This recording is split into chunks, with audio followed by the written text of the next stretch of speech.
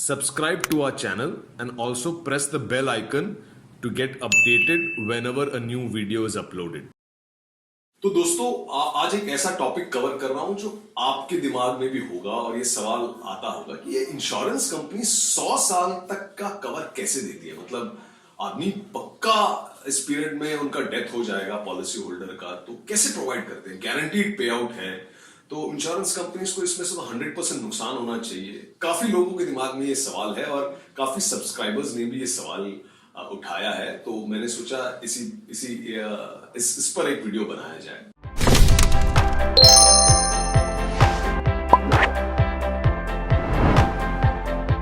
तो एक उदाहरण एग्जांपल लेके इसको अच्छी तरह से समझते हैं। अगर इसको मैथमेटिकली देखा जाए तो एक्चुअली ये प्रूफ हो सकता है कि इंश्योरेंस कंपनी से इससे काफी पैसे बनते हैं। बट अगर एक बार किसी ने कहा कि 100 साल तक का कवर है और आपको सिर्फ 12,000 रुपए देने हैं, तो लगता है कि कुछ अजीब है।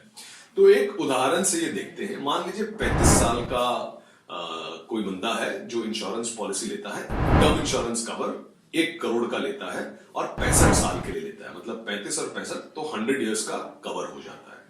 तो सबसे सस्ते इंश्योरेंस कंपनी का कवर देखा जाए तो लगभग 12,524 रुपए का आता है प्लस टैक्सेस। तो टैक्सेस तो एनीवे गवर्नमेंट के पास जाता है।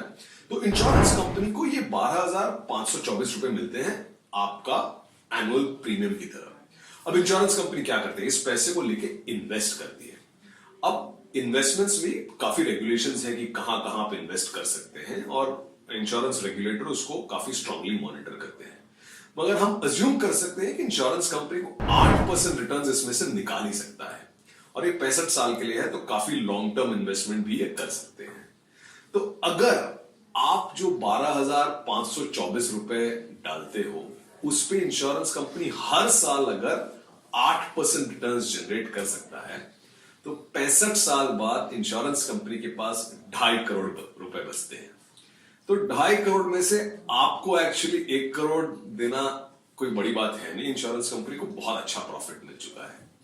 तो इसीलिए कहा जाता है कि मैथमेटिकली अगर आप देखो 65 साल बहुत लंबा समय होता है। आपको लगता है कि आप 12,524 रुपए देते हो 65 साल के लिए, मतलब 8,14,060 रुपए टोटल में आप पेमेंट कर रहे हो।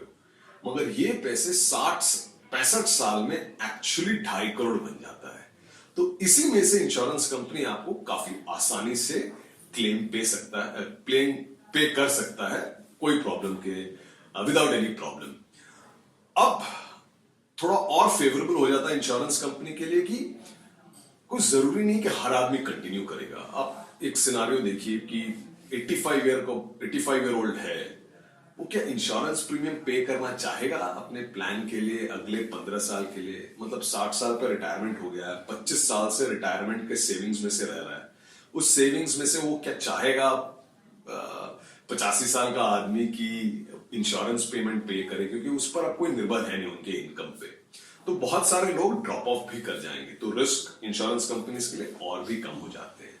तो ऐसे ही आपको दिखता है कि ये स्कीम क्या इंश्योरेंस प्लान अनरियलिस्टिक नहीं है, परफेक्टली थॉट आउट और मैथमेटिकली साउंड है। और एक और सिनारियो देख लेते हैं। मान लीजिए इंश्योरेंस कंपनी 8 नहीं बट 10% रिटर्न्स एवरी ईयर निकाल लेता है। तब इंश्योरेंस कंपनी के पास 6.7 करोड़ रुपीस का इन्वेस्टमेंट करके उनके पास एक कॉर्पस बन जाता है। उसमें से अगर डेथ होता है तो 1 करोड़ ही देना है, तो कोई बड़ी बात है नहीं। तो दोस्तों यही था, मतलब इस वीडियो में वही बताना था कि उतना मुश्किल काम नहीं है इंश्योरेंस कंपनी के लिए।